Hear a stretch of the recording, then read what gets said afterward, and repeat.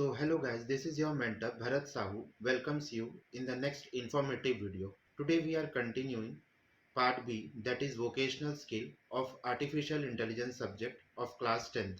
So in this video we will discuss about AI project cycle, that is unit 2, and which carries 9 marks in CBSE board exam. In previous video we have discussed unit 1, that is fundamental concept of AI. If you have not seen the video, please complete unit 1 before watching unit 2. So in unit 2, that is AI project cycle, there are total 7 session. ये जो unit है हमारा वो थोड़ा सा लेंदी होगा क्योंकि इसमें बहुत सारे सेशंस हैं. तो सेशन 1 में हम लोग डिस्कस करेंगे, इंट्रोड्यूस करेंगे AI प्रोजेक्ट साइकिल को in brief. In session 2 we will understand problem scoping. In session 3, simplifying data acquisition will be explained. In session 4, data exploration and data visualization will be explained. In session 5, modeling. Session 6 will be neural network and session 7 will be evaluation. So let us discuss session 1, that is introduction to AI project cycle. AI project cycle पहले तो हम लोग ये clear कर लेते हैं कि ऐसे कौन से प्रॉब्लम को हम लोग AI की हेल्प से सॉल्व कर सकते, so that we can better understand the AI project cycle also, है ना. तो ऐसे प्रॉब्लम जिसमें स्पेसिफिक पैटर्न हो, ऐसे ही प्रॉब्लम को हम लोग एआई की हेल्प से सॉल्व कर सकते हैं. कोई भी प्रॉब्लम जो रिपीटेशन में अकर होते हो उसको हम लोग एआई की हेल्प से सॉल्व कर सकते हैं. तो यहाँ पर हम लोग पहले ये डिस्कस करते हैं कि एआई प्रोजेक्ट साइकिल होता क्या है. ये साइकिल मींस क्या होता है, different stages will be there. Different stages क्या होगा, कुछ कुछ नाम होंगे वो स्टेजेस के. जब तक के पहला स्टेज कंप्लीट नहीं होगा हम लोग सेकंड स्टेज में नहीं जा सकते, सेकंड स्टेज जब तक कंप्लीट नहीं होगा हम लोग थर्ड स्टेज में नहीं जा सकते. तो ये एक पूरा साइकिल रहेगा ऐसा. अब होता क्या है, कोई भी बड़े से प्रॉब्लम को हम लोग छोटे छोटे मॉड्यूल्स में या छोटे छोटे स्टेजेस में या छोटे छोटे स्टेप्स में हम लोग डिवाइड कर देते, so that it can easily solve. तो एआई प्रोजेक्ट साइकिल क्या है, AI project cycle refers to different stages from initial to closure. Means initial stage से लेके उसके टेस्टिंग फेज तक के जाने तक के कुछ कुछ स्टेजेस हैं एआई में, एआई प्रोजेक्ट साइकिल में. उसको हम लोग को अचीव करना है विद डिफरेंट प्रोजेक्ट ऑब्जेक्टिव, क्योंकि हर एक स्टेज का अपना अपना एक ऑब्जेक्टिव है and in specific time schedule. एक डेडलाइन रहता है हर एक प्रोजेक्ट का, हर एक मॉड्यूल का. उसी टाइम शेड्यूल में हम लोग को क्या करना है, उसको अचीव करना. कौन कौन से स्टेजेस है हमारे पास, AI project cycle undergoes broadly with these 5 stages. First stage is problem scoping, second stage data acquisition, third stage data exploration, fourth stage modeling, and the last and fifth stage is evaluation, that is also known as testing phase. तो ये total 5 stages रहते हैं हमारे AI project cycle में. Board exam होगा, CBSE board exam होगा, तो इसी पैटर्न में ही आप लोग को इस आंसर को रिप्रेजेंट भी करना है. मींस जैसा एआई प्रोजेक्ट साइकिल बोल रहा है वैसा हम लोग को साइकिल को उसको शो करना पड़ेगा. मींस यहाँ पर होता क्या है, जैसे ही हम लोग लास्ट स्टेज में पहुंचते हैं, इवेल्युएशन वाले स्टेज में पहुंचते हैं, if we occur any type of problem, मतलब मींस एक ही बार में तो ऐसा हमारा एआई प्रोजेक्ट जो रहेगा वो 100% रिजल्ट, एक्यूरेट रिजल्ट दे, ऐसा तो नहीं हो सकता. कोई ना कोई उसमें ग्लिच आएंगे, कोई ना कोई इसमें बग्स रहेंगे. तो वापस से जो बग्स को हम लोग आइडेंटिफाई करेंगे, that will be again the first stage of AI project cycle, that is problem scoping. वापस से हम लोग को पूरे पांचों स्टेज को कंप्लीट करना पड़ेगा, तब हम लोग कहाँ जा पाएंगे, वापस से इवेल्युएशन में. तो चलिए हम लोग देखते हैं हर एक स्टेज को ब्रीफ में. डिटेल में हम लोग हर स्टेज को, अलग अलग सेशन है उसके, उसमें हम लोग डिटेल में देखेंगे. अभी ये पहला सेशन है हमारा introduction to AI project cycle. So in this session we will discuss in brief all the 5 stages of AI project cycle. So the first stage is problem scoping. Problem scoping means यहाँ पर इसी stage में हम लोग को identify करना है कि हम लोग का ये जो प्रॉब्लम है एआई टेक्नोलॉजी के हेल्प से सॉल्व हो सकता है कि नहीं हो सकता. और अगर वो हो सकता है, एआई टेक्नोलॉजी के हेल्प से सॉल्व हो सकता है, तो प्रॉब्लम को हम लोग को आइडेंटिफाई करना है कि रियली में वो प्रॉब्लम है कि नहीं है. If it is really a problem, then it should be a social problem rather than an individual problem. Means किसी का भी इंडिविजुअल प्रॉब्लम नहीं होना चाहिए, वो सोशल प्रॉब्लम होना चाहिए. मीन्स एक पर्सन का प्रॉब्लम नहीं होना चाहिए, वो n नंबर ऑफ पर्सन का प्रॉब्लम होना चाहिए. That is problem scoping. Means the main aim of problem scoping is to identify the problem. Now let us jump to the second stage, that is data acquisition. In this stage we acquire means मतलब क्या होता है यहाँ पर, collect करना. Means हमारा जो AI model रहेगा या AI एप्लीकेशन और AI डिवाइस रहेगा, वो मेन दो चीजों में, दो प्राइम एलिमेंट्स में काम करता है. पहला है हमारा data, second one is internet. First data क्यों बोलते हैं हम लोग? क्योंकि हम लोग एआई को सिखाते हैं, हम लोग उसको ट्रेन करते हैं with the help of data. हम लोग उसको डेटा को फीड करते हैं, उसको ट्रेनिंग देते हैं उसको with the help of data. इस कारण पहला जो हमारा प्रायोरिटी आता है वो हमारा आता है डेटा का। So in this stage we acquire data from different sources. जो सोर्सेज से हम लोग अक्वायर करते हैं उसमें कुछ ना कुछ क्वालिटीज भी होना चाहिए, उसको हम लोग डिटेल में नेक्स्ट स्टेज में देखेंगे। Now third stage is data exploration. The data what we have collected in second stage, that is to be analyzed in detail, means जो डेटा को हम लोगों ने कलेक्ट किया है सेकंड स्टेज में, उसको अब हम लोग डिटेल में जाके एनालाइज करेंगे और उसमें से हम लोग ऐसे डेटा को फाइंड आउट करेंगे, ऐसे डेटा को एनालाइज करेंगे जो हमारे प्रोजेक्ट में 100% वर्दी हो या 100% यूजफुल हो। That is data exploration. Means explore करने का मतलब क्या होता है? डिटेल में जाके उसको स्टडी करना।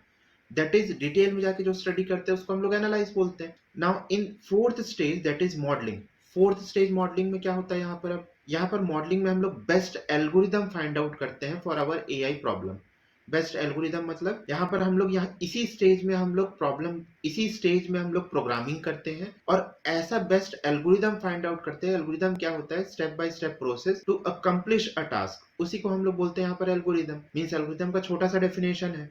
What is algorithm? Algorithm is a step by step process to accomplish a task। कोई भी टास्क को accomplish करने के लिए जब तक कि हम लोग स्टेप बाय स्टेप प्रोसेस को अप्लाई नहीं करते, वो कहलाता है हमारा एल्गोरिदम। तो यहाँ पर हम लोग क्या करेंगे? बेस्ट एल्गोरिदम फाइंड आउट करेंगे for our AI model, so that हमारा जो एआई प्रोजेक्ट है या हमारा जो एआई एप्लीकेशन है अच्छे से काम कर सके। And the last stage is that is evaluation, fifth stage. Evaluation stage is also known as testing phase. In this stage, we evaluate the developed model with different parameter। यहाँ पर अब हम लोग क्या करते हैं? different parameter के help से, different testing के help से हम लोग AI model को टेस्ट करते हैं। कौन से स्टेज में? फिफ्थ स्टेज में, दैट इज इवेल्युएशन। और इसी स्टेज में अगर हमको कोई ग्लिच मिल जाता है या ऐसे कोई बग मिल जाता है, मीन्स ऐसा कोई प्रॉब्लम, रियल प्रॉब्लम जिसको हमारा एआई मशीन सॉल्व नहीं कर पा रहा है बिकॉज ऑफ एनी रीजन, तो वापस से ये जो साइकिल रहेगा वो हमारा कहाँ चले जाएगा? वो हमारा चले जाएगा प्रॉब्लम स्कोपिंग वाले स्टेज में। इवेल्युएशन से कहाँ आ जाएगा? Problem scoping. वापस से हमारा डेटा एक्विजिशन, कौन जो ग्लिच रहेगा उसके अकॉर्डिंग अब हम लोग डेटा को अक्वायर करेंगे, डेटा को वापस से एक्सप्लोर करेंगे, डेटा को मॉडल मीन्स मॉडलिंग करेंगे, उसके बाद वापस से उस प्रॉब्लम को इवेल्युएट करेंगे हम लोग। तो ये जो साइकिल है वो कंटिन्यू चलते ही रहे। और इसी टाइप के में आपको क्या करना है? जब एआई का एग्जाम होगा तो यहाँ से एक ना एक क्वेश्चन आना कंपलसरी है, मैंडेटरी है, पक्का है। तो अगर आपको ये बोला जाता है कि explain AI project cycle in brief, तो आपको 4 मार्क्स का क्वेश्चन आएगा। टोटल 5 स्टेजेस हैं आपके, तो आपको बस हर एक स्टेज को ब्रीफ में बस डिस्क्राइब कर देना है। ब्रीफ में मीन्स कम से कम एक स्टेज में आपको 3 लाइन लिखना है और एकदम और अप टू द पॉइंट लिखना है। जैसे अगर हम लोग को बोल दिया कि व्हाट इज डेटा, मीन्स हम लोग को अगर लिखना है डेटा एक्सप्लोरेशन। डेटा एक्सप्लोरेशन में हम लोग करते क्या है? The data what we have acquired in second stage, that we will analyse so that it can be used fourth stage. Now let us discuss each stage of project cycle in detail. अब यहाँ हमारा session 1 खत्म होता है, introduction to AI project cycle. अब इसके आगे जो सेशन आएंगे हमारे, वो हर एक सेशन जो रहेगा, हर एक स्टेज जो रहेगा, उसी को ही सेशन में कन्वर्ट कर दिया गया है और कुछ नहीं है यहाँ। So the first stage is problem scoping, second stage data acquisition in which we acquire data। acquire मतलब हम लोग गैदर करेंगे डेटा को with the help of different sources। Third stage is data exploration. Fourth stage modelling. Modelling में क्या करते हैं हम लोग? बेस्ट एल्गोरिथम फाइंड आउट करते हैं which suits our AI project और AI problem. Last stage is evaluation. Evaluation में हम लोग क्या करते हैं? With the help of different parameters हम लोग अपने AI मॉडल को क्या करते हैं? उसको टेस्ट करते हैं। Evaluation phase is also known as testing phase. अगर इसमें कोई हमारे पास ग्लिच निकल जाता है या ऐसा कोई बग निकल जाता है या कोई ऐसा एरर आता है या ऐसा कोई सिनेरियो आता है जिसको हमारा एआई प्रोजेक्ट जो है जो सॉल्व नहीं कर पा रहा है, तो वापस से जो हमारा ये जो साइकिल रहेगा वो वापस कहाँ चले जाएगा? प्रॉब्लम स्कोपिंग वाले स्टेज में। So our session 2 is understanding problem scoping.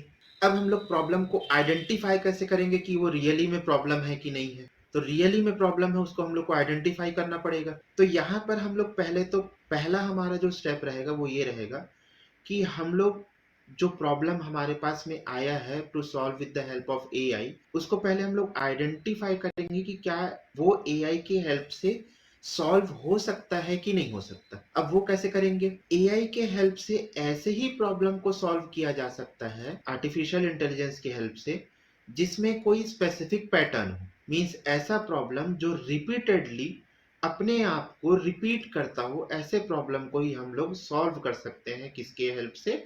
Artificial intelligence के हेल्प से। So understanding problem scoping is the first stage of AI product cycle. इस स्टेज में हम लोग क्या करते हैं? प्रॉब्लम को आइडेंटिफाई करते हैं। प्रॉब्लम को अब आइडेंटिफाई कैसे करेंगे वो भी बहुत जरूरी है। तो प्रॉब्लम को आइडेंटिफाई हम लोग करेंगे with the help of 4W canvas. 4W canvas क्या होता है? Who, what, where and why. तो ये 4W कैनवास के हेल्प से हम लोग प्रॉब्लम को आइडेंटिफाई करेंगे कि क्या वो रियली में प्रॉब्लम है कि नहीं। अगर वो रियली में प्रॉब्लम है तो it should be a social problem rather than individual problem. तो हम लोग ये 4W कैनवास को अब थोड़ा सा डिस्कस करते हैं। ये 4W कैनवास होता क्या है? हु का मतलब who is facing the problem, कौन प्रॉब्लम को फेस कर रहा है, और उसी को ही हम लोग बोलते हैं स्टेक होल्डर। मीन्स कोई ना कोई पर्सन होगा जो हमारे पास में उस प्रॉब्लम को लेके आया होगा, because we are software developer. तो हम लोग क्या करेंगे? एआई डेवलपर है हम लोग, तो एआई के हेल्प से हम लोग को क्या करना है? अब उस प्रॉब्लम को सॉल्व करना है। तो जो पर्सन उस प्रॉब्लम को लेके आया है हमारे पास में, तो वो कहलाएगा स्टेक होल्डर। या स्टेक होल्डर को हम लोग ऐसा भी बोल सकते हैं, who is directly or indirectly affected by the problem is known as stakeholder। जो डायरेक्टली अफेक्टेड है उस प्रॉब्लम से वो कहलाते हैं हमारे स्टेक होल्डर, और वही है हमारे हु में कौन आएंगे? स्टेक होल्डर आएंगे। व्हाट क्या आता है? Are you sure that it is a problem and it can be solve by AI. मैंने पहले ही बोला कि ऐसे प्रॉब्लम जिसमें स्पेसिफिक पैटर्न हो उसी को ही हम लोग सॉल्व कर सकते हैं एआई की हेल्प से। वही आता है हमारे व्हाट में। व्हाट में मतलब हम लोग को नेचर ऑफ प्रॉब्लम आइडेंटिफाई करना है कि वो रियली में प्रॉब्लम है कि नहीं है, वो भी आइडेंटिफाई करना है। This comes under what. Where में हमारा क्या आता है? Context, situation, location. कोई प्रॉब्लम किसी न किसी लोकेशन में, किसी न किसी सिनेरियो में, किसी न किसी सिचुएशन में पीपल्स के द्वारा या पर्संस के द्वारा फेस किए जा रहे होंगे, वो आता है हमारे वेयर में। जब ये प्रॉब्लम को हम लोग सॉल्व कर देंगे with the help of AI, तो who will be the benefited? किसको उस प्रॉब्लम को सॉल्व करने से बेनिफिट होगा और क्यों होगा? Why the problem should be solved? क्यों हम लोग को प्रॉब्लम को सॉल्व करना चाहिए? It is important to know that why hasn't it solve earlier. पहले उसको सॉल्व क्यों नहीं किया गया? मीन्स उसके मेरिट्स, उसके डीमेरिट्स, हम लोग को इसी स्टेज में उसको आइडेंटिफाई करना है। That comes under why. By using 4W canvas, we can easily identify the problem is really a problem or not। तो ये 4W canvas के हेल्प से हम लोग क्या कर सकते हैं? आइडेंटिफाई कर सकते हैं कि जो प्रॉब्लम हमारे पास में आया है वो रियली में प्रॉब्लम है कि नहीं, और अगर वो रियली में प्रॉब्लम है तो it should be a social problem. So next session is our simplifying data acquisition. Data acquisition का मतलब क्या होता है? डेटा को कलेक्ट करना। Means acquiring data means collecting the data। This is the second stage of AI project cycle in which we used to acquire data from different sources। इस stage में हम लोग क्या करेंगे? डेटा को acquire करेंगे, मीन्स डेटा को collect करेंगे। क्यों डेटा को कलेक्ट करना है? Means what is the need of data collection? AI जो है हमारा, एआई मशीन जो है या एआई एप्लीकेशन जो है, उसको हम लोग को ट्रेन करना पड़ेगा। ट्रेन कैसे करेंगे हम लोग? उसको डेटा देके। जब तक कि हम लोग उसको डेटा नहीं देंगे तब तक वो क्या नहीं होगा? ट्रेन नहीं होगा वो। और ट्रेनिंग इज मस्ट। अगर एआई प्रोजेक्ट से हमको रियली में काम कराना है तो हम लोग को उसको ट्रेन करना पड़ेगा। In session 3 we are simplifying data acquisition. अब यहाँ पर डेटा एक्विजिशन का मतलब क्या होता है? हम लोग को एआई को ट्रेन करना पड़ेगा, उसको उसको सिखाना पड़ेगा कि हाँ ये जो डेटा है उसके हेल्प से आपको लर्न करना है। तो वो कैसा होगा हमारे पास? डेटा जब तक कि हम लोग कलेक्ट नहीं करेंगे, क्योंकि डिफरेंट डेटा जो रहेगा वो डिफरेंट इंफॉर्मेशन प्रोवाइड करेगा हमारे एआई मॉडल को या हमारे एआई प्रोजेक्ट को। इस कारण क्या होता है यहाँ पर? Data acquisition plays a important role, क्योंकि जैसा डेटा हम लोग एआई मशीन को देंगे वैसा वो लर्न करेगा। अगर हम लोग उसको गलत डेटा देंगे तो वो गलत भी लर्न करेगा। Means for example, if we are giving data 2+2=5, तो यहाँ पर तो 5 तो आंसर गलत हुआ।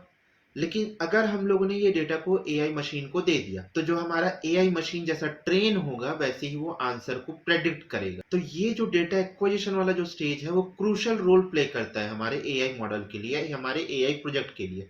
अब यहाँ पर दो टाइप का डेटा होता है, एक होता है structured data and second one is unstructured data. Structured data का सिंपल सा डेफिनेशन है, structured data those data which can be saved in predefined format or tabular format. Structure data किस टाइप का डेटा होता है जिसको हम लोग प्रीडिफाइंड फॉर्मेट में सेव कर देते हैं या टेबुलर फॉर्मेट में सेव करते हैं। अब टेबल क्या होता है, मींस टेबुलर क्या होता है, टेबुलर होता है हमारा combination of row and column, this is known as table.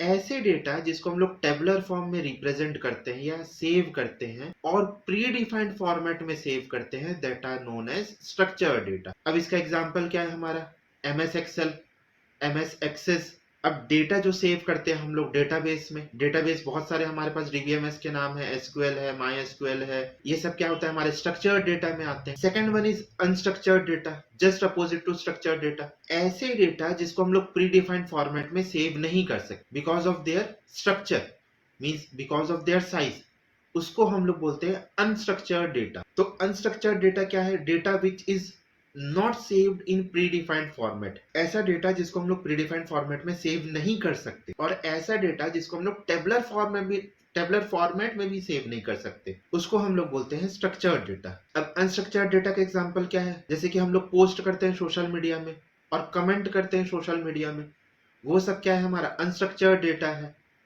जैसे कि अगर हम लोग को प्रोफाइल बनाना है किसमें, कोई भी सोशल मीडिया ऐप में, तो वो सब किस में जाएगा, हमारे अनस्ट्रक्चर्ड डेटा में। अनस्ट्रक्चर्ड डेटा किस फॉर्मेट में सेव होता है, जेसन फॉर्मेट में, जावास्क्रिप्ट ऑब्जेक्ट नोटेशन फॉर्मेट में। जो डेटा हम लोग अक्वायर करेंगे इन second stage of AI project cycle, data acquisition वाले स्टेज में, उसमें कुछ क्वालिटीज होने चाहिए। वो क्वालिटीज क्या है, एक्यूरेसी होने चाहिए, मींस एक्यूरेट होने चाहिए, एग्जैक्ट होने चाहिए और करेक्ट होने चाहिए, विदाउट मिस्टेक होने चाहिए, उसको हम लोग बोलते हैं एक्यूरेसी।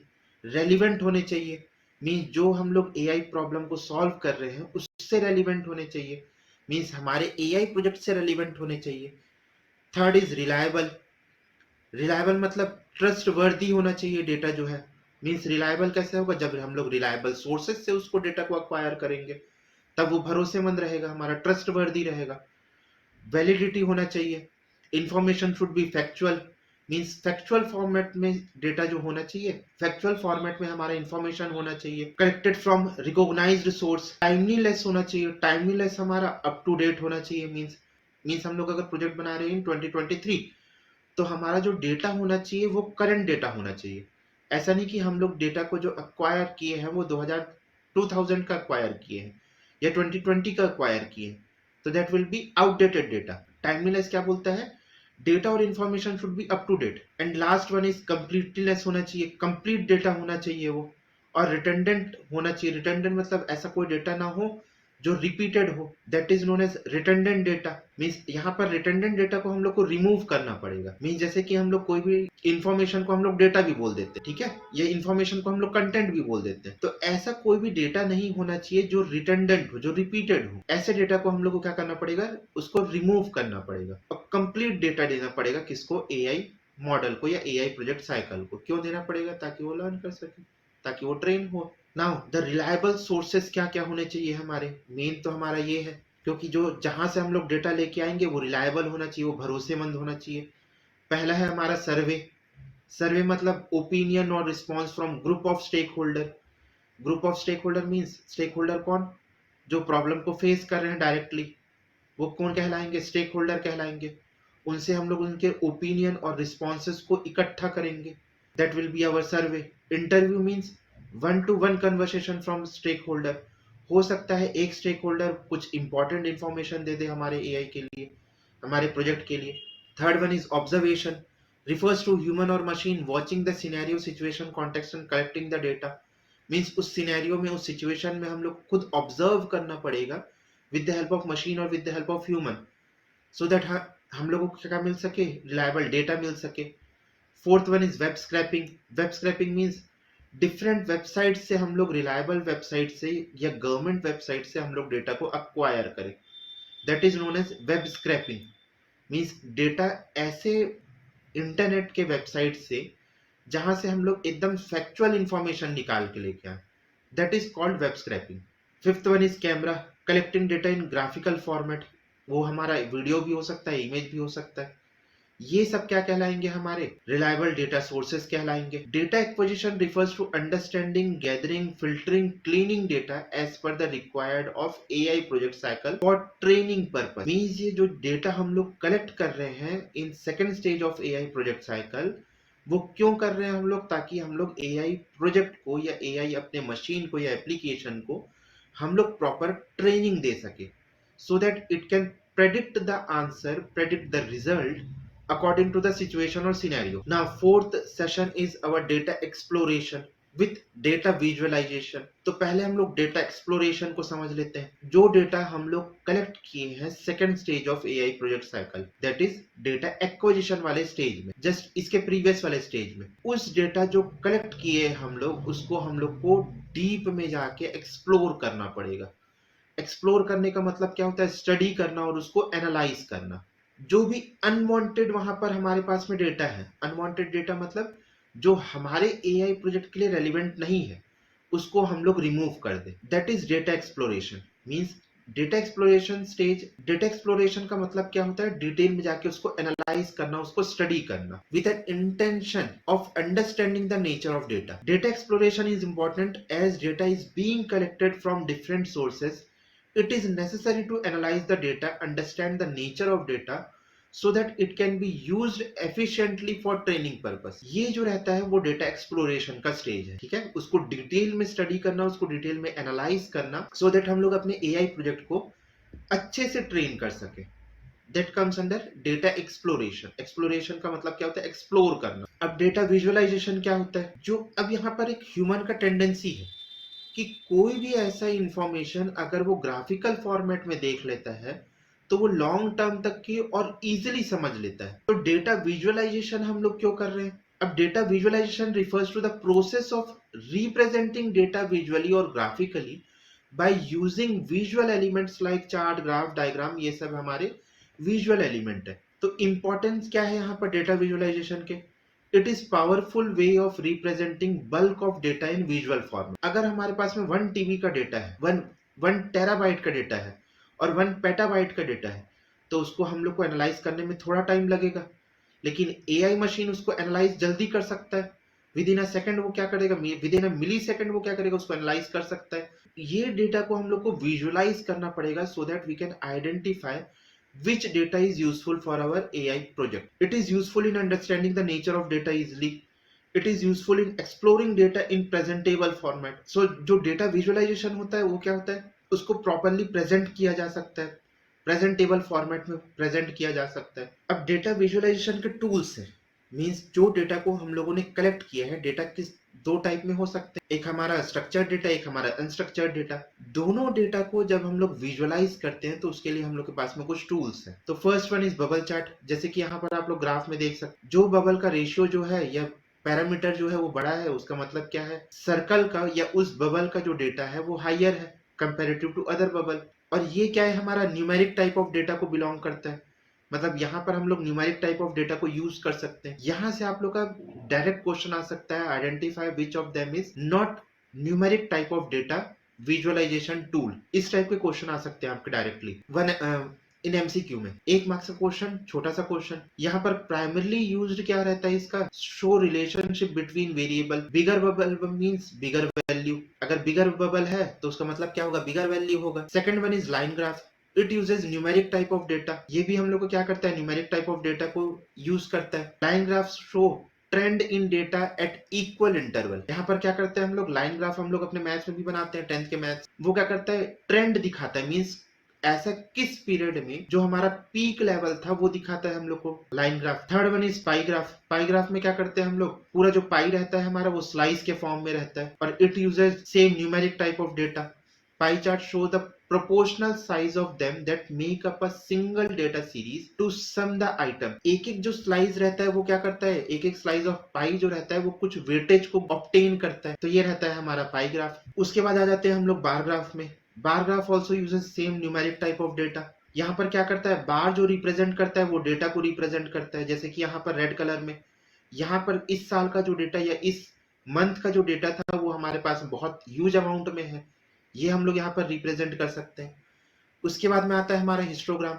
बार ग्राफ और हिस्टोग्राम में बस एक ही डिफरेंस है हमारे पास में। बार ग्राफ हर एक इंटरवल के बाद में बार आता है, मीन स्पेसिफिक इंटरवल के बाद में क्या आएगा, बार आएगा। लेकिन हिस्टोग्राम क्या रहता है, कंटिन्यूअस फॉर्म में रहता है हमारा, इसमें कोई इंटरवल हम लोग रिप्रेजेंट नहीं करते। Also uses numeric type of data, ठीक है, ये कंटिन्यूअस वे में रहता है हमारा। उसके बाद आते हैं हम लोग टाइमलाइन। टाइमलाइन क्या करता है यहाँ पर, it uses all type of data. All type मतलब वो अल्फा डेटा भी हो सकता है, अल्फाबेटिक डेटा भी हो सकता है, न्यूमेरिक डेटा भी हो सकता है, अल्फा न्यूमेरिक डेटा भी हो सकता है, ठीक है। तो टाइमलाइन में ऐसा रहता है ना कि कुछ कुछ पीरियड के लिए हम लोग ये इंफॉर्मेशन को रिप्रेजेंट करना चाहते हैं, या कुछ पीरियड के लिए हम लोग ये इंफॉर्मेशन को शो नहीं करना चाहते हैं, मतलब एक टाइम पीरियड के अकॉर्डिंग कोई इंफॉर्मेशन डिस्प्ले होता है, वो हमारा कहलाता है timeline. So here we completed session 4 and let us come to session 5, that is modelling. अब इस मॉडलिंग स्टेज में हम लोग क्या करते हैं, हम लोग डेवलप करते हैं एंड ट्रेन करते हैं अपने एआई मॉडल। डेवलप मतलब हम लोग प्रोग्राम लिखते हैं, प्रोग्रामिंग करते हैं with the help of different algorithm, और हम लोग एआई मॉडल को ट्रेन भी करते हैं इसी स्टेज में। That is our fourth stage of AI project cycle. First stage क्या था हम लोग का, problem scoping. Second stage data acquisition, third stage data exploration with data visualization, and fourth stage is modelling. इस मॉडलिंग स्टेज में हम लोग क्या करेंगे, develop and train our AI model. So modeling refers to mathematical analysis, analyzing the data, and repeated training is run to reach the desired and accepted intelligence outcome. यहाँ पर हम लोग क्या करेंगे, AI मॉडल को जब तक के ट्रेन करेंगे जब तक कि हम लोग को डिजायर्ड रिजल्ट नहीं दे देता और डिजायर्ड इंटेलिजेंस रिजल्ट नहीं दे देता। तो AI मॉडल मेन दो दो पॉइंट्स में बाइफरकेट होते हैं।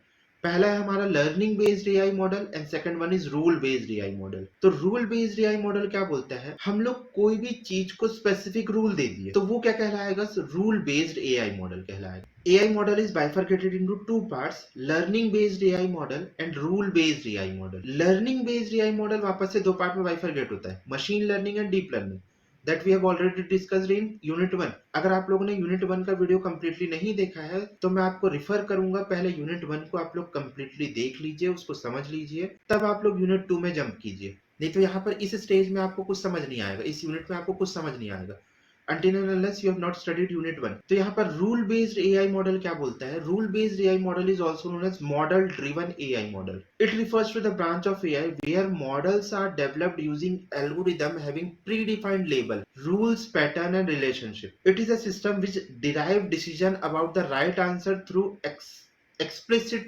representation and rule based AI model uses when we have labeled data set, lot of manual work are required as all the rule governing the decision are to be pre coded। Rule based AI model क्या करता है, यहाँ पर हम लोग को specific एक rule के ही बेसिस में हम लोग को एआई मॉडल को डेवलप करना रहता है। मीन्स रूल के ही बेसिस में मतलब अगर हम लोग एक ऐसा कैलकुलेटर बना रहे हैं जिसमें बस एडिशन ऑफ टू नंबर दिखाए या एडिशन ऑफ टू नंबर हम लोग को रिप्रेजेंट करे, तो यहाँ पर हम लोग क्या कर दिए, स्पेसिफिक रूल बना दिए कि यहाँ एडिशन ऑफ टू नंबर रहेगा तो ही वो हमारा एआई मॉडल क्या करेगा, उसका रिस्पॉन्स करेगा। तो ये क्या कहलाता है, हमारा रूल बेस्ड एआई मॉडल कहलाता है। जैसे कि हम लोग एआई कैलकुलेटर बना रहे हैं, एडिशन ऑफ टू नंबर, तो addition of two number means single digit का भी एडिशन हो सकता है, टू डिजिट का भी एडिशन हो सकता है, थ्री डिजिट का भी एडिशन हो सकता है। तो यहाँ पर हम लोग को क्या करना पड़ेगा, रूल बेस्ड एआई मॉडल में एआई प्रोजेक्ट को हम लोग को उसको हर एक रूल को हम लोग को उसको समझाना पड़ेगा, हर एक पैटर्न को हम लोग को उसको ट्रेन करना पड़ेगा। That is known as rule based AI model और model driven AI model. Mean जितने भी पॉसिबिलिटीज हैं उसके आउटकम के, उसको हम लोग को क्या करना पड़ेगा, उसको ट्रेन करना पड़ेगा। और ये क्या है, एक मैनुअल वर्क है, फिर manual work takes a time. तो रूल बेस्ड एआई मॉडल क्या रहता है, एक स्पेसिफिक रूल के ही बेसिस में वो आंसर को प्रेडिक्ट करता है और रिस्पॉन्स करता है intelligently. That is known as rule based AI model. Now let us see learning based AI model क्या होता है। Learning based AI model is data driven AI model. Means वो किसके ऊपर डिपेंडेंट रहेगा, डेटा के ऊपर डिपेंडेंट रहेगा। जैसा हम लोग उसको ट्रेनिंग देंगे, जैसा हम लोग उसको डेटा देंगे, जैसा वो ट्रेंड रहेगा उसके अकॉर्डिंग वो क्या करेगा, लर्न करेगा, उसके अकॉर्डिंग हमको रिस्पॉन्स भी देगा वो। It refers to the branch of AI where model are trained to learn by inputting them lots of data. तो यहाँ पर हम लोग क्या करते हैं, बहुत सारे डेटा को हम लोग क्या करते हैं, एआई मॉडल को देते हैं। कौन से एआई मॉडल को, लर्निंग बेस्ड एआई मॉडल को। That is data driven AI model. और ये क्या करता है, कंसिस्टेंटली अडेप्ट करता है और इवॉल्व करता है अपने आप को। मीन जैसे कि मैंने आज उसको ट्रेनिंग दिया एडिशन ऑफ टू नंबर। मैंने उसको ये बोला कि 2+2=4। अगले दिन मैंने उसको ट्रेनिंग दिया 3 × 3 = 9। तो ये क्या करेगा, उसको अडेप्ट करते जाएगा। जितना भी हम लोग उसको ट्रेनिंग देंगे उसको अडेप्ट करेगा और उसको इवॉल्व करते रहेगा। It uses learn automatically with more and more data feeded and human experience. ये क्या करता है, अपने से भी लर्न करता है। हमारा लर्निंग बेस्ड एआई मॉडल जो है, और ये डायनेमिक है और स्केलेबल भी है।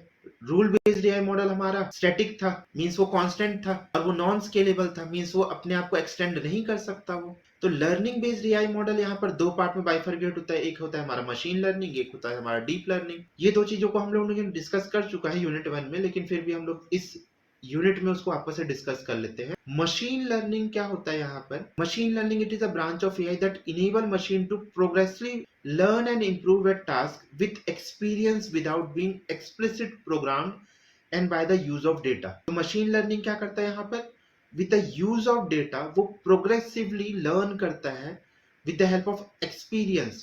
और ये मशीन लर्निंग कहाँ यूज होता है, रिकमेंडेशन सिस्टम। जैसे हम लोग कोई भी गाना सुनना है, मान के चलो हम लोग को कोई सैड सॉन्ग सुनना है, मैंने 2-3 बार प्ले कर दिया, तड़प तड़प के दिल से आह निकलने लगी, तो उसके बाद क्या करेगा, हमेशा हमको लोग को रिकमेंड करेगा वो सैड सॉन्ग को। That is machine learning. Deep learning is subset of machine learning where learning take place through example by filtering the input data using layer. ये क्या करता है, डीप लर्निंग जो है डेप्थ में जाके लर्न करता है। हर एक इनपुट को वो layer by layer rule based algorithm use करता है। यहाँ पर वो डीप लर्निंग जो है, ये कहाँ यूज होता है, हमारा driverless car, automatic car.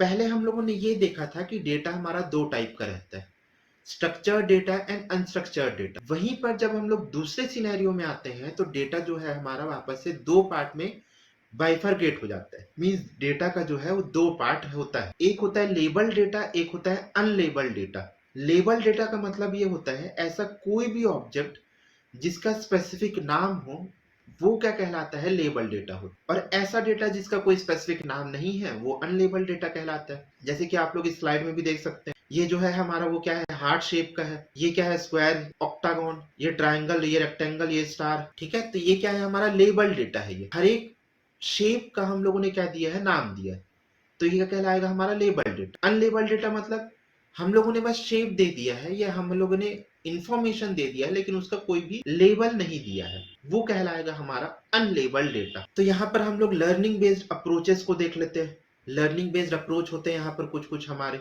Learning based का फर्स्ट अप्रोच है हमारा सुपरवाइज लर्निंग। मीन्स यहाँ पर हमारा टोटल 4 अप्रोचेस रहते हैं learning based approaches: supervise learning, unsupervise learning, reinforcement learning and semi supervise learning. तो पहले हम लोग डिस्कस करते हैं सुपरवाइज लर्निंग को। It is a learning approach of machine where machine with the help of algorithm learns on labeled data set। यहाँ पर हम लोग क्या करेंगे, with the help of human interaction, human के इंटरेक्शन के हेल्प से ये जो हमारा एआई मशीन है वो क्या करेगा, लर्न करेगा।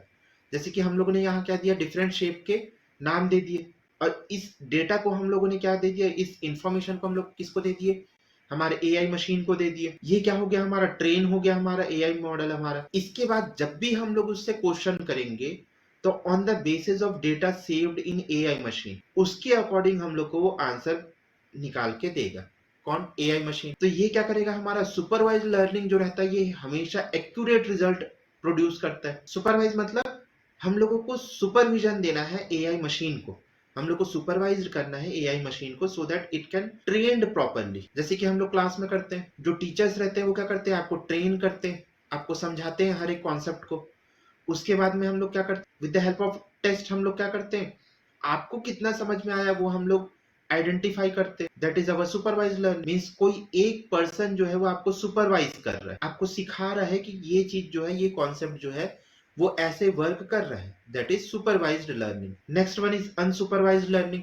अनसुपरवाइज्ड लर्निंग में हम लोग का अनलेबल्ड डेटा का यूज होगा और यहाँ पर ह्यूमन इंटरेक्शन नहीं होगा। हम लोग एआई मशीन को दे देंगे जो भी इंफॉर्मेशन हमारे पास में है एज अ इनपुट, हम लोग एआई मशीन को दे दिए, एआई मशीन ने उसको जैसा लर्न करना चाहा या उसको ग्रुप्स में डिवाइड कर दिया, दैट इज सुपरवाइज लर्निंग। जैसे कि यहाँ पर इस फिगर में, यहाँ पर हम लोगों ने डिफरेंट शेप को क्या कर दिया, एआई मशीन को दे दिया, एआई मॉडल को दे दिया। एआई मॉडल ने क्या किया, जैसे उसको समझ में आया वैसे उसको ग्रुप्स में डिवाइड कर दिया। जैसे यहाँ पर ट्राइंगल और स्टार को ग्रुप में डिवाइड कर दिया, सर्कल और रेक्टेंगल को ग्रुप में डिवाइड कर दिया, सर्कल और स्क्वायर को ग्रुप में डिवाइड कर दिया, दो ट्राइंगल्स को एक ग्रुप में डिवाइड कर दिया।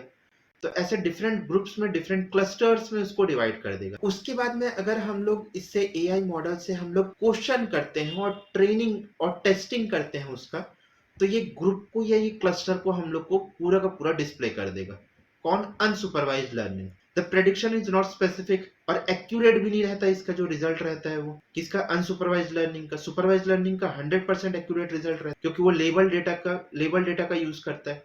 अनसुपरवाइज्ड लर्निंग अनलेबल्ड डेटा का यूज करता है। उसके बाद आते हैं हम लोग semi supervised learning. Semi supervised learning half label data and half unlabelled data का कॉम्बिनेशन, वही कहलाता है हमारा सेमी सुपरवाइज्ड लर्निंग। मींस ऐसा डेटा जिसमें हम लोग कुछ डेटा का लेबल दे दिए और कुछ डेटा का हम लोगों ने लेबल नहीं दिया, तो ये कहलाएगा हमारा label and unlabelled data both. Supervised learning में हमारा लेबल एंड अनलेबल्ड डेटा दोनों यूज में आता है फॉर ट्रेनिंग पर्पस। तो यहाँ पर हम लोग क्या किए, मान के चलो ये स्क्वायर, ये पूरे पूरे इंफॉर्मेशन को दे दिए, किसको? एआई मॉडल को। एआई मॉडल को उसके बाद में क्वेश्चन किया गया कि ये जो शेप है वो क्या नाम है, तो ये क्या करेगा? प्रेडिक्ट करेगा it is a square. Semi supervised learning, जैसे हम लोग का सीटी स्कैन होता है, एमआरआई होता है मेडिकल में, that is semi supervised learning. और सेमी सुपरवाइज्ड लर्निंग में दोनों डेटा का यूज होता है, लेबल डेटा और अनलेबल्ड डेटा का, दोनों का। मींस ये बोल सकते हैं हम लोग combination of supervised and unsupervised learning approach होता है ये सेमी सुपरवाइज्ड लर्निंग। उसके बाद आ जाते हैं हम लोग रीइंफोर्समेंट लर्निंग। रीइंफोर्समेंट का मतलब होता है with the help of reward और with the help of punishment, हम लोग आपको सिखाना चाहते हैं, आपको रीइंफोर्स करना चाहते हैं ताकि आप लोग लर्न करो। That is reinforcement learning. School में हम लोग क्या करते हैं, पहले हम लोग सुपरवाइज्ड करते हैं, हम लोग आपको पूरा कॉन्सेप्ट को सिखाते हैं। उसके बाद कॉन्सेप्ट सीखने के बाद में हम लोग आपका एग्जाम लेते हैं with the help of test. Test आप लोग आंसर लिखते हो, जितना भी इंफॉर्मेशन आपके पास में रहता है उसको आप लोग लिखते हो, और जो इंफॉर्मेशन आप लोगों ने लिखा है on the basis of that information we use to give reward. Reward किस फॉर्म में रहता है? मार्क्स के फॉर्म में। अगर आपका मार्क्स आउट ऑफ 100 अगर 90 आया, तो आप क्या सोचोगे? नहीं, मैं अगली बार 95 लेके आऊंगी या लेके आऊंगा। That is reinforcement learning. It is a learning approach of machine where the training algorithm uses a system of reward and penalty. अब ये जो है वो रियल लाइफ में भी हमारा यूज होता है। रियल लाइफ एप्लीकेशन क्या है इसका? जैसे कि हम लोग का सीरियल एक्सा हो गया, सेल्फ ड्राइविंग कार हो गया, ये हमारा रियल एप्लीकेशन है किसका? रीइंफोर्समेंट लर्निंग का। तो इस पिक्चर के अकॉर्डिंग अगर हम लोग समझे, तो जैसे हम लोग ये जो पेट को हम लोग मान लिए अपना एक एजेंट, एजेंट मतलब उस पेट को ही हम लोग नाम दे दिए हैं एजेंट। अब उसको पहले हम लोग सिखाएंगे, हम लोग कि हाँ ये एक्शन करना है, आप पहले हम लोग उसको ट्रेन करेंगे इन डिफरेंट एनवायरनमेंट। उसके बाद में मैं क्या करूंगा, उसको एक एक्शन दूंगा। एक्शन कैसे देंगे हम लोग? As a testing data. Testing data के देने के बाद में अगर वो प्रॉपरली रिस्पॉन्स करता है, अगर उसको कोई भी कमांड दिया जाता है, किसको? एजेंट को, और वो प्रॉपरली बिहेव करता है अकॉर्डिंग टू ट्रेनिंग, तो उसके लिए हम लोग क्या देंगे? उसको रिवॉर्ड देंगे। ठीक है, दैट इज रीइंफोर्समेंट लर्निंग। और reinforcement learning without intervention of human possible नहीं है, यहाँ पर ह्यूमन का इंटरवेंशन होना चाहिए। तो type of supervise learning are, यहाँ पर कुछ टाइप्स है हमारे सुपरवाइज लर्निंग के, और कुछ अनसुपरवाइज लर्निंग के भी टाइप्स हैं। तो सुपरवाइज लर्निंग के दो टाइप होते हैं, क्लासिफिकेशन एंड रिग्रेशन। क्लासिफिकेशन का मतलब होता है उसको अलग अलग ग्रुप्स में डिवाइड कर देना, अलग अलग क्लासिफाई कर देना। मीन जैसे कि इस इमेज के एग्जांपल से अगर हम लोग देखना चाहें, तो यहाँ पर हम लोग क्या किए, ग्रोसरी सामान भी दिए हैं, वेजिटेबल्स भी है, दोनों है। तो यहाँ पर हम लोग एआई मॉडल को जैसे ही दिए, उसको क्या कर दिया? क्लासिफाई कर दिया। ये कौन कर रहा है? सुपरवाइज लर्निंग कर रहा है। जैसे ही सुपरवाइज लर्निंग को ये आइडेंटिफाई हुआ कि हाँ ये हमारा वेजिटेबल्स है और बाकी हमारा ग्रोसरी है, उसको वो क्या कर दिया? दोनों को अलग अलग क्लासिफाई कर दिया, अलग अलग ग्रुप बना दिया उसको। ये कौन किया? Supervise learning. Classification problem is based on non continuous data. Discrete data जो रहता है वो हमारा यहाँ पर यूज होता है क्लासिफिकेशन मॉडल में। और यहाँ पर it uses to classify the category of new unlabelled data test input on the basis of training data. जैसा उसको ट्रेनिंग दिया गया है, क्योंकि सुपरवाइज लर्निंग क्या करेगा? सुपरविजन करेगा, उसको ट्रेनिंग देना पड़ेगा। और यहाँ पर हमारा लेबल डेटा का यूज होता है सुपरवाइज लर्निंग में। तो ये क्या करेगा? क्लासिफाई कर देता है, अलग अलग ग्रुप में उसको क्लासिफाई कर देता है। उसके बाद में आते हैं हम लोग रिग्रेशन में। Regression problem is based on continuous data. Continuous data का मतलब क्या होता है, यहाँ पर वो रिग्रेशन बनाता है, means it is based on mathematical approach used to find the relationship between two or more variable and predict the outcome। मतलब वो दो या दो से ज्यादा वेरिएबल के बीच में रिलेशनशिप फाइंड आउट करता है। मीन जैसा हम लोग बोलते हैं ना ए इज ग्रेटर देन बी, तो ये क्या है, ए का रिलेशन बी के साथ में हम लोग रिप्रेजेंट कर रहे हैं। तो सेम यहाँ करता है हमारा रिग्रेशन भी। रिग्रेशन किस डेटा के ऊपर बेस्ड है, कंटिन्यूअस डेटा के ऊपर बेस्ड। ये क्या करता है, रिलेशनशिप निकालता है किसका, दो और दो से ज्यादा वेरिएबल का, एंड प्रेडिक्ट द आउटकम। उसके बाद आते हैं हम लोग type of unsupervised learning. Unsupervised learning के भी कुछ टाइप्स हैं। एक है हमारा क्लस्टरिंग।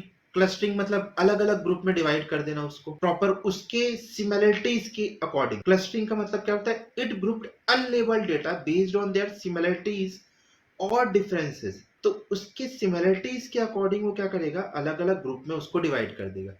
रियल लाइफ क्या है, इसका एग्जांपल क्या है, pattern recognition, identifying fake news, ये सब क्या है, एग्जांपल है किसके, क्लस्टरिंग के। और इसी अनसुपरवाइज्ड लर्निंग में एक आता है हमारा डायमेंशनल रिडक्शन। डायमेंशनल रिडक्शन क्या करता है, यहाँ पर किसी भी ऑब्जेक्ट का डायमेंशन को रिड्यूस करता है। It used to reduce the number of input variable in training data while retaining its sense and meaning। तो जो डेटा विजुअलाइजेशन रहता है वो क्या है, एग्जांपल है किसका, रिडक्शन का। मींस अगर हमारे पास में 2 पेटाबाइट ऑफ डेटा है, अगर उसको हम लोग डेटा को विजुअलाइज कर लिए तो क्या हो गया, डायमेंशनली उसको रिड्यूस कर दिए हम लोग और इजिली हम लोग को समझ में आ गया। तो दैट इज डायमेंशनली रिडक्शन। यहाँ पर कुछ सुपरवाइज्ड और अनसुपरवाइज्ड के डिफरेंसेस हैं। ये हो सकता है एग्जाम में आ सकता है आपके, differentiate supervised and supervised learning, क्योंकि ये बहुत मोस्ट इंपॉर्टेंट है हमारे यूनिट 2 में। तो सुपरवाइज्ड लर्निंग कौन सा डेटा यूज करता है, लेबल डेटा का। अनसुपरवाइज्ड लर्निंग यूज करता है अनलेबल्ड डेटा का। It is type of machine learning that happens under human supervision. Human supervision के अंडर में होता है हमारा supervised learning. Unsupervised learning human supervision के अंडर नहीं होता। It is applicable in classification regression problem. Classification में क्या करता है, उसको क्लासिफाई कर देता है। और रिग्रेशन मींस दो या दो से ज्यादा वेरिएबल्स के बीच में हम लोग का रिलेशनशिप फाइंड आउट करके देता है to predict the outcome। It is applicable in clustering and application problem, association problem। It provides more accurate result। कौन, supervised learning। It may provide less accurate result। may बोल रहा है, ये हो सकता है ऐसा कोई रिजल्ट दे जिसमें ये खुद एश्योर ना रहे। रियल लाइफ एग्जांपल क्या है हमारा सुपरवाइज्ड लर्निंग का, spam filter, demand forecasting, price prediction, image recognition, ये सारे क्या है, लाइफ एग्जांपल है, रियल लाइफ एग्जांपल है किसके, सुपरवाइज्ड लर्निंग के। और real life example unsupervised learning के, रिकमेंडेशन सिस्टम। रिकमेंडेशन सिस्टम, अगर मैं और आप सोशल मीडिया में अगर फ्रेंड हो गए तो आपके जितने फ्रेंड लिस्ट रहेंगे वो मेरे को रिकमेंड होंगे, मेरे जितने फ्रेंड लिस्ट होंगे वो आपको रिकमेंड होंगे। एनोनमली डिटेक्शन, कस्टमर सेगमेंटेशन, ये सारे क्या है, अनसुपरवाइज्ड लर्निंग के रियल लाइफ एग्जांपल है। उसके बाद आते हैं हम लोग सेशन 6। अगर आप लोग ध्यान से पढ़ें तो हम लोगों ने कंप्लीट किया है 4 stages of AI project cycle. पहला स्टेज था हमारा problem scoping, second stage data acquisition, third stage data exploration, fourth stage modelling. तो 5th सेशन तक की क्या हुआ था, हम लोगों ने मॉडलिंग को कंप्लीट किया। उसके बाद कंटिन्यूटी में हम लोग का सेशन 6 आता है, that is neural network. Neural network क्या होता है अब हमारा, जैसे कि यहाँ पर आप लोग देख सकते हैं डायग्राम में, ह्यूमन अगर कोई भी इस आग को अगर टच करता है तो क्या करता है, with the help of neurons. Neurons आप लोगों ने साइंस में पढ़ा होगा, with the help of neurons signal pass होते हैं हमारे स्पाइनल कॉर्ड में, स्पाइनल कॉर्ड से डायरेक्टली और इनडायरेक्टली जाते हैं हमारे ब्रेन में, ब्रेन में प्रोसेसिंग होता है और वापस से हमारा हैंड क्या करता है, रिफ्लेक्ट करता है, रिएक्ट करता है। तो in human being neurons are present to carry the information directly और इनडायरेक्टली टू ब्रेन। न्यूरॉन्स क्या काम करता है, न्यूरॉन्स का मेन वर्किंग रहता है इंफॉर्मेशन को ट्रेवल करवाना, इंफॉर्मेशन को ट्रेवल करवाना, ठीक है, that is the main working of neuron in our human body. अब जो न्यूरॉन्स है वो क्या है हमारा, वो तो सेल है, मींस वो लिविंग ऑर्गेनिज्म है। लिविंग ऑर्गेनिज्म को अगर हम लोग आर्टिफिशियल मशीन में अगर डालते हैं तो वो तो डेड हो जाएगा। जो वर्किंग हमारा न्यूरॉन्स का है उसको हम लोग सिमुलेट करते हैं। सिमुलेट का मतलब होता है उसकी वर्किंग को कॉपी करते हैं with the help of circuit. जैसा हमारा न्यूरॉन्स काम कर रहा है वैसा ही काम हमारा सर्किट करे, उसको हम लोग बोलते हैं सिमुलेशन। जो इंफॉर्मेशन को हम लोग को कैरी करवाना है कहाँ तक के, मेन प्रोसेसिंग तक के ऑफ एआई डिवाइस, वहां तक के वो जा सके। A major contribution to AI is played by ANN, that is artificial neural network. इसको हम लोग डिटेल में स्टडी करेंगे। इसका पूरा का पूरा एक यूनिट है हमारे पास में, जो कि सीबीएसई बोर्ड एग्जाम में भी कैरी करता है। अभी के लिए हम लोग इसको ब्रीफ में समझ लेते हैं कि न्यूरल नेटवर्क होता क्या है और इसका एआई मशीन में क्या यूज है। So this is biological neural network. Biological neural network मतलब, अब ये क्या है हमारा, ये पूरा का पूरा हमारा है neuron. Human neuron means biological neuron, जिसमें हमारा dendrite, soma, axon, nucleus, nerve ending, synapse, ये क्या रहता है, पूरा ये सब रहते हैं हमारे। अब a network of neuron are connected together by axon and dendrites. ये आप लोगों ने डिटेल में स्टडी किया होगा, किसमें, साइंस में। क्लास 10th के ही साइंस में किया है और क्लास 9th में भी आप लोगों ने इसको पढ़ा है। तो neurons has three major component, soma, axon and dendrites. Soma का काम क्या रहता है हमारा, न्यूक्लियस रहता है, threshold, all incoming signal. Axon क्या रहता है हमारा, longest fibre that carry signal from cell body out of other neuron. Dendrites क्या करता है, it carry electrical signal into cell body. अब ये जब पूरा न्यूरॉन्स रहता है, दो न्यूरॉन्स जो कनेक्ट होते हैं उसको बोलते हैं हम लोग synapse. The point of contact between an axon of one cell and dendrite of another cell is called synapse। तो ये जो ह्यूमन बॉडी में होता है, बायोलॉजिकल न्यूरल नेटवर्क में होता है, इसको भी स्टडी करना इंपॉर्टेंट है। हो सकता है हमारे एआई के एग्जाम में आ जाए कि explain biological neural network. In this case we can not say that it is out of course. तो यहाँ पर सिग्नल जो रहते हैं with the help of neuron, वो कहाँ जाते हैं, ट्रांसमिटेड टू ब्रेन, जो इलेक्ट्रिकल सिग्नल रहते हैं। ये होता है हमारा बायोलॉजिकल न्यूरल नेटवर्क। अब ऐसे ही वर्किंग अगर हम लोग सिमुलेट कर लें, मीन्स उसका एक कॉपी बना लें, उसका एक रेप्लिका बना लें with the help of circuit and with the help of motherboard, तो उसको हम लोग बोलेंगे आर्टिफिशियल न्यूरल नेटवर्क। आर्टिफिशियल का मतलब क्या होता है, man made. Artificial means man made. Neural का मतलब होता है न्यूरॉन्स। जब हम लोग न्यूरॉन्स के वर्किंग को हम लोग जब सिमुलेट कर देते हैं, किसमें, with the help of circuit, तो उसको हम लोग बोलते हैं न्यूरल। और नेटवर्क मीन्स एक पार्ट कनेक्टेड हो, मल्टीपल कनेक्शन हो दूसरे पार्ट से, वो कहलाता है हमारा नेटवर्क। तो एएनएन इज अ सॉफ्टवेयर और circuit based simulation of biological neural network. ठीक है, अभी मैंने क्या बताया, सर्किट बेस्ड रहता है हमारा, ये हो सकता है सॉफ्टवेयर बेस्ड भी हो। तो यहाँ पर क्या रहता है, सेम वैसे ही वर्किंग रहता है यहाँ पर भी हमारा, जैसा हमारा बायोलॉजिकल न्यूरल काम करता है, वैसे ही सेम हमारा एएनएन भी काम करता है। नोड को यहाँ पर क्या बोलते हैं हम लोग, इक्विवेलेंट टू न्यूरॉन। मतलब जो न्यूरॉन हम लोग बायोलॉजिकल न्यूरॉन्स में बोलते हैं, उसको हम लोग यहाँ पर बोलते हैं नोड्स। इक्विवेलेंट टू डेंड्राइट्स, यहाँ पर होता है weighted input. Equivalent to soma, activation function. Synapse, connection from neuron to another that carry the information. Axon हमारा आउटपुट प्रोवाइड करता है। तो information signal travel through multiple layer of connection neuron before Information signal travel through multiple layer of connection neuron before it is transformed in the form of an output that is known as ANN, Artificial Neural Network। This is the structure of ANN। यहाँ पर structure है main हम लोग उसको 3 layers में divide करते हैं। Input layer का काम क्या रहता है, उसको हम लोग आगे देखते हैं। A neural network is divided into multiple layer. Each layer of ANN consists of artificial neurons called node। ये जो सर्कल देख रहे हैं आप लोग, ये कहलाता है हमारा नोड। ये जो ऑरेंज है, ये जो ग्रीन कलर का है, ये ब्लू कलर का, ये ऑरेंज कलर का, ऑरेंज वाला है, ये हमारा एक्सॉन कहलाएगा, आउटपुट प्रोड्यूस करेगा ये।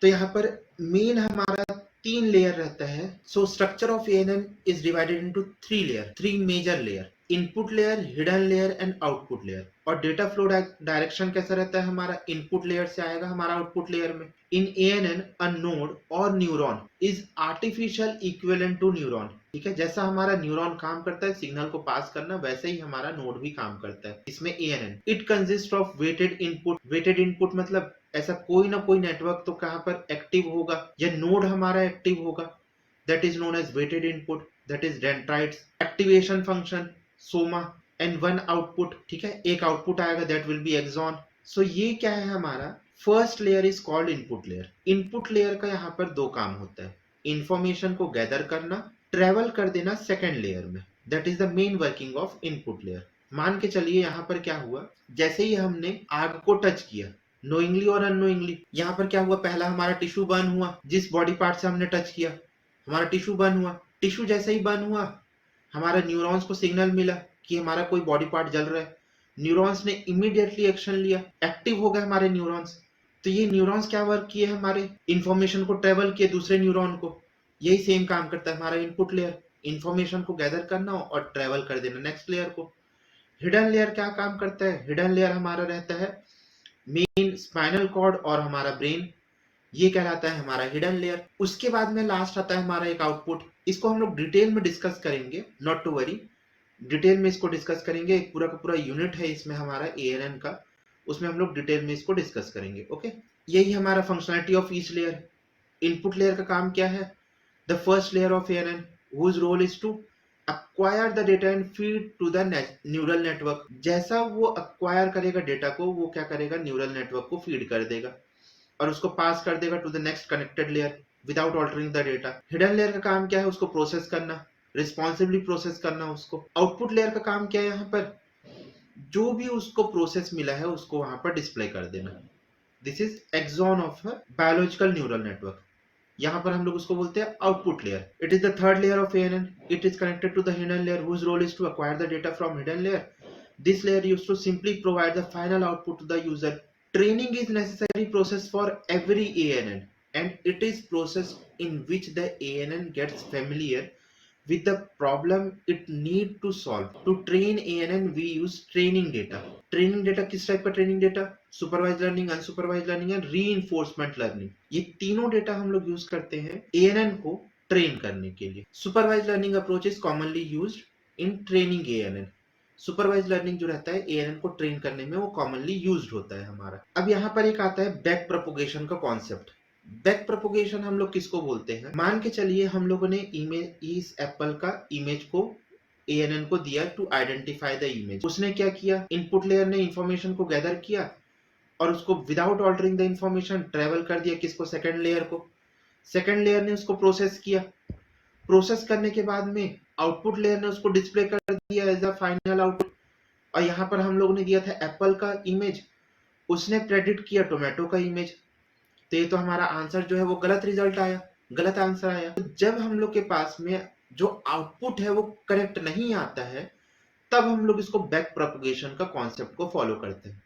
It is a technique in which if ANN generate incorrect result, neurons make internal adjustment so that they can reach to the correct output. इसको हम लोग बोलते हैं बैक प्रोपगेशन। किसी ना किसी स्टेज में किसी ना किसी लेयर ने उसको गलत इमेज, गलत इंफॉर्मेशन प्रोड्यूस किया होगा, इस कारण क्या हुआ, हमारा जो फाइनल रिजल्ट है वो गलत आया। तो जब जब फाइनल रिजल्ट गलत आता है तब क्या होता है, हमारा बैक प्रोपगेशन का कॉन्सेप्ट को फॉलो किया जाता है। So what are the application of ANN, speech recognition. Speech recognition मतलब कोई भी हम लोग का वर्चुअल असिस्टेंट रहता है, जब तक कि हम लोग हे सिरी, हे अलेक्सा, वेकअप अलेक्सा ऐसा नहीं बोलते तब तक हम लोग क्या नहीं होता, वो स्पीच को रिकॉग्नाइज नहीं करता। Second one is computer vision. Computer can accurately understand and process visual data effectively like video and image. That is known as computer vision. Pattern recognition, pattern को रिकॉग्नाइज कर लेता है वो कि रिपीटेडली ट्रेंड में कौन सा है, कौन सा फील्ड है हमारा। कैरेक्टर रिकॉग्नाइज कर लेता है, कोई भी इमेज से कोई भी कैरेक्टर को रिकॉग्नाइज कर लेगा with the help of electrical signal. Image compression means without degrading the quality of image, वो क्या कर देगा, इमेज को कंप्रेस कर देगा। मींस अगर 1 TB का अगर हमारे पास में इमेज है तो हो सकता है उसको एएनएन उसको कंप्रेस करके ला के दे दे हम लोग को 100 MB में। तो अगर 1 TB से 100 MB में आ रहा है तो बहुत बहुत ज्यादा कंप्रेस हो गया है। तो हो सकता है वहां पर थोड़ा क्वालिटी जो है वो इमेज का डिग्रेड हुआ हो, लेकिन कंपेयर करेंगे अगर हम लोग साइज से तो उसको हम लोग को नेग्लेक्ट करना पड़ेगा। So let us come with the last stage of AI project cycle, that is evaluation. ये स्टेज में हम लोग क्या करते हैं, अब आप बोलोगे सर ये जो छठवां स्टेज बीच में अचानक से आया हमारा एएनएन का, उससे हमारा एआई प्रोजेक्ट का क्या लेना देना। हालांकि उसमें हमारा एआई प्रोजेक्ट का कोई लेना देना नहीं है, लेकिन एएनएन जो है वो इम्पोर्टेंट रोल प्ले करता है हमारे एआई मॉडल में। अगर हमारा एआई मॉडल जो है वो एएनएन के बेस्ड में अगर उसको डेवलप किया गया है, मींस आर्टिफिशियल न्यूरल नेटवर्क के बेस में अगर डेवलप किया गया है, तो क्रूशियल रोल प्ले करता है वो। Now the last session is, that is 7th session, that is evaluation। अब evaluation refers to a systematic checking and analyzing the merit, correctness and reliability of AI model based on the output produced by it। तो इस stage में हम लोग क्या करते हैं, इसको जो भी हम लोग को टेस्टिंग करना रहता है, सिस्टमेटिक एनालाइज करना रहता है, चेकिंग करना रहता है उसके मेरिट डिमेरिट्स को, उस वो हम लोग करते हैं इस स्टेज में। Evaluation is crucial for any AI model to succeed in real world application। अगर हम लोग को रियल वर्ल्ड प्रॉब्लम को फेस करवाना है हमारे एआई मशीन से या हमारे एआई एप्लीकेशन से, तो इवेल्युएशन ही एक ऐसा स्टेज है जहां पर हम लोग को बहुत ज्यादा ध्यान देना पड़ता है, और ये जो है वो क्रूशल रोल प्ले करता है इवेल्युएशन जो स्टेज है। Cause behind the performance of AI model, कौन कौन से कॉजेज रहते हैं यहाँ पर परफॉर्मेंस ऑफ एआई मॉडल के। एक होता है हमारा ओवर फिटिंग, एक अंडर फिटिंग, एक जनरलाइजेशन। और हमारा जो एआई मॉडल है that should be balanced between underfitting and overfitting to be a good fitting. Overfitting refers to a situation when AI model performs so well as the test data is got fitted exactly against its training data and thus always produce correct result। मतलब मान के चलिए मैंने AI machine को 4 data दिए quantity wise. मैंने एक data दिया 2+2=4, सेकंड डेटा दिया मैंने 4+4=8, थर्ड डेटा दिया मैंने 4+5=9, फिफ्थ डेटा दिया मैंने 5+5=10। ओवरफिटिंग क्या कहलाएगा, जब भी मैं उससे क्वेश्चन करूंगा, मैंने ये 4 डेटा किसको दिया, training as a training data मैंने एआई मशीन को सेव करवा दिया, एआई मशीन को ट्रेन करा दिया। जब भी मैं ये 4 क्वेश्चन करूंगा उससे, ये 4 उससे टेस्टिंग करवाऊं, 4 उससे क्वेश्चन करूंगा, कोई भी इसमें से 4, तो एग्जैक्ट रिजल्ट हमको प्रोड्यूस करके देगा। That is overfitting. मींस ऐसा डेटा जो एग्जैक्टली उसके डेटा में सेव है। किसके डेटा में, एआई मशीन के डेटा में सेव है, एआई के मेमोरी में सेव है, और वो हमेशा एग्जैक्ट करेक्ट रिजल्ट प्रोड्यूस करता है। That is called overfitting. Underfitting refers to a situation when AI model is not complex enough to capture the structure and relationship of its training data and predict effective outcome। Underfitting क्या करता है यहाँ पर, effective outcome नहीं देता। मतलब वो structured और रिलेशनशिप फाइंड आउट नहीं कर सकता हमारे ट्रेनिंग डेटा के बीच में। That is known as underfitting. And third one is generalization, refers to how well the concept learn by the machine learning model apply to specific example not seen by the model even by learning. तो ये क्या कहलाता है, हमारा generalisation कहलाता है। Model evaluation matrix होते हैं यहाँ पर। Means with the help of different parameters we have to evaluate our model. जो मॉडल को हम लोगों ने बनाया है, एआई मॉडल को, कौन से स्टेज में, फोर्थ स्टेज में, मॉडलिंग स्टेज में, उसको with the help of different parameters अब हम लोग को क्या करना रहता है, उसको इवेल्युएट करना रहता है। There are different metrics used to assess AI model such as. Different metrics है यहाँ पर हमारे एआई मॉडल को इवेल्युएट करने के लिए। डिफरेंट मैट्रिक मतलब different project, different type of project जो रहेंगे उसको इवेल्युएट करने के लिए डिफरेंट टाइप ऑफ मैट्रिक्स यहाँ पर अवेलेबल है। पहला है हमारा classification metric. Classification metric, inside classification metric, confusion metric, accuracy, precision, recall, F1 score, ये सब आ जाते हैं। Second one is regression metric, third one is deep learning related metric. तो इनमें से हमको तीनों को नहीं स्टडी करना है, हमको तीनों को डिस्कस भी नहीं करना है, हमको डिस्कस करना है क्लासिफिकेशन मैट्रिक को, और यही आप लोग के सिलेबस में भी है। और यहाँ से क्वेश्चन आना कंपलसरी है। पिछले समय भी क्वेश्चन आया था यहाँ से 4 मार्क्स का, डायरेक्ट क्वेश्चन आया था इवेल्युएट कंफ्यूजन मैट्रिक्स से। तो कंफ्यूजन मैट्रिक्स क्या है यहाँ पर, confusion matrix is the technique using a chart और table for summarising the performance of classification based AI model by listing the predicted value of an AI model and the actual correct value. 2 value आते हैं यहाँ पर, हम लोग उसको आगे discuss करेंगे कंफ्यूजन मैट्रिक्स में। एक आता है हमारा प्रेडिक्टेड वैल्यू और एक आता है हमारा एक्चुअल वैल्यू और रियल वैल्यू।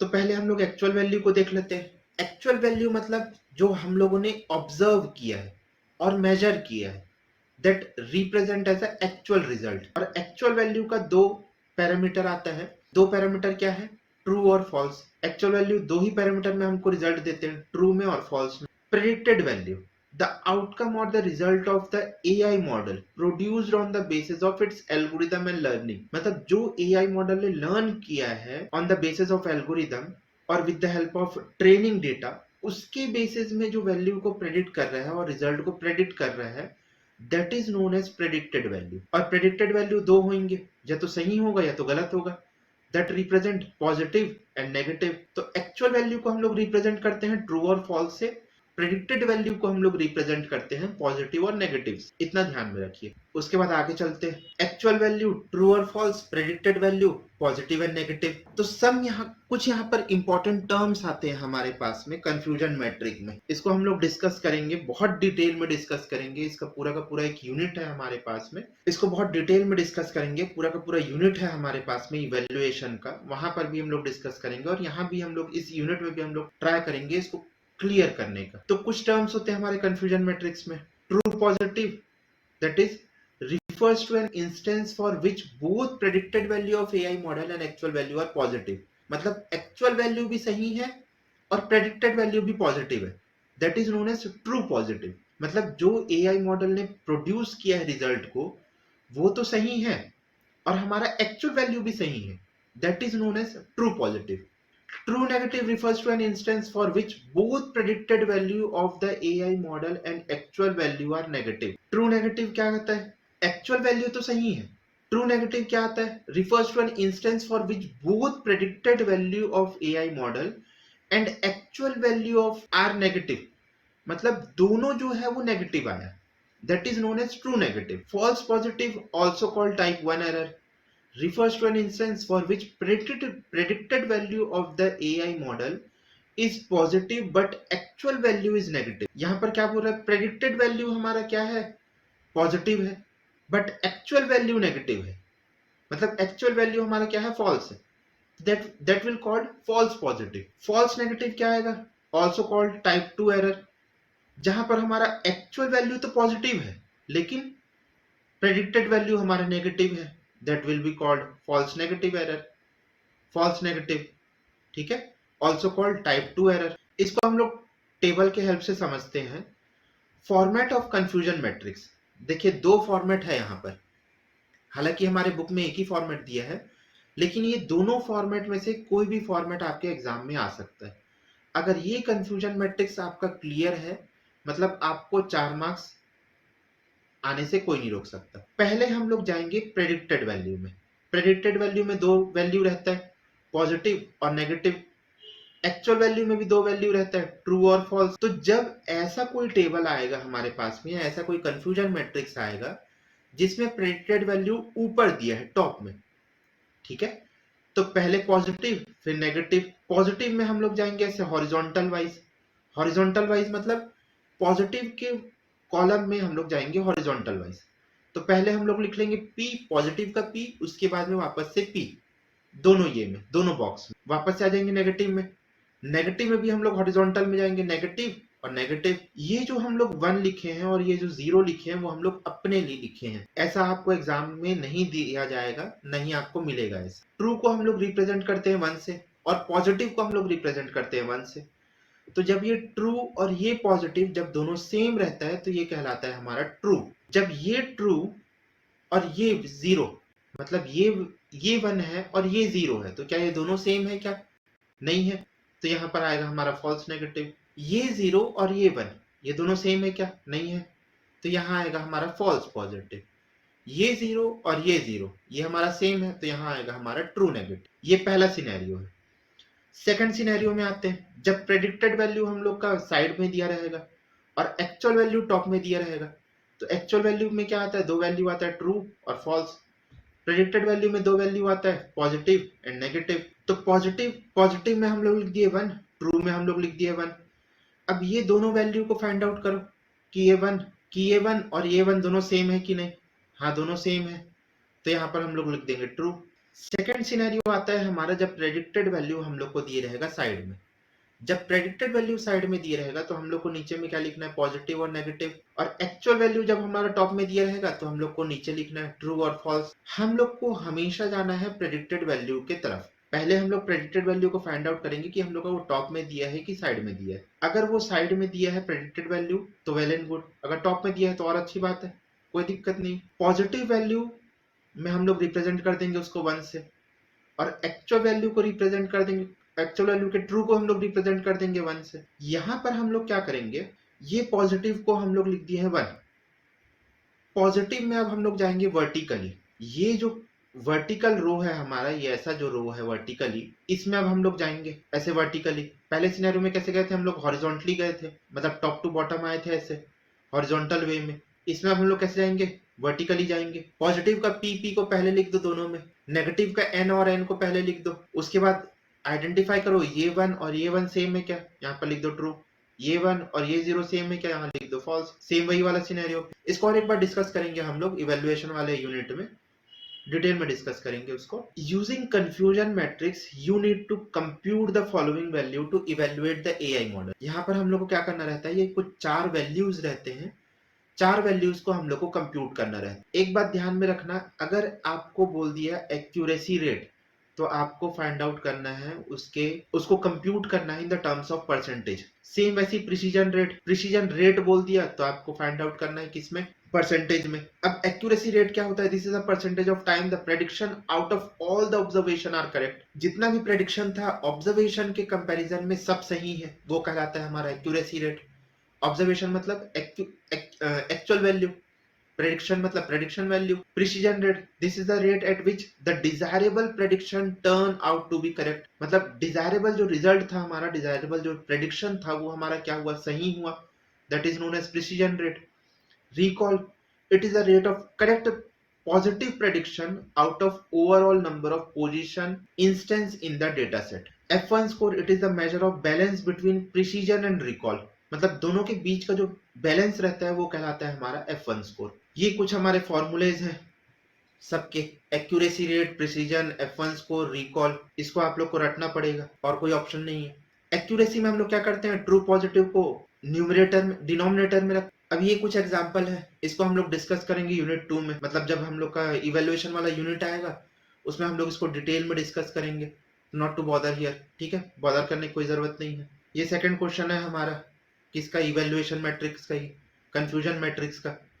यहाँ पर हम लोग को इवेल्युएट करना है accuracy, precision, F1 score, recall, ये सबको, इसको हम लोग डिस्कस करेंगे डिटेल में। So here we have completed our unit 2 that is AI project cycle. तो पहले सेशन में हम लोगों ने समझा एआई प्रोजेक्ट साइकिल होता क्या है, उसका इंट्रोडक्शन समझा।